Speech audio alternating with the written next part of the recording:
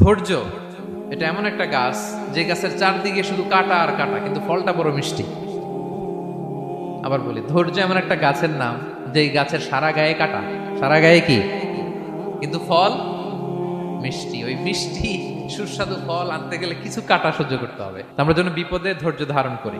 রাসূল সাল্লাল্লাহু আলাইহি ইসলামকে আল্লাহ তাআলা নিজে সান্ত্বনা দিয়েছেন আর বলেছেন, ওয়াসবির আলা মা ইয়াকুলুনা ওয়াহজুরহুম হাজরান জামিলা। নবী হে, আপনি হেরা গুহা থেকে এমন আলোর বাণী নিয়ে এসেছেন, এমন সংস্কারের কথা নিয়ে এসেছেন, এমন পাওয়ারফুল মেসেজ নিয়ে এসেছেন, এটা সমাজে দিলে সমাজ আপনাকে আলিঙ্গন করবে না, পাথর ছুড়বে, গালি দিবে, ট্যাগ লাগাবে, নানা তকমা দিবে, কিন্তু এগুলোতে পিছপা হওয়া চলবে না। নবী হে ওয়াসবির, আপনি ধৈর্য ধারণ করুন। আলামা ইয়াকুলুন, ওরা যাই বলুক, আপনারে কখনো বলবে গণক, কখনো বলবে জাদুকর,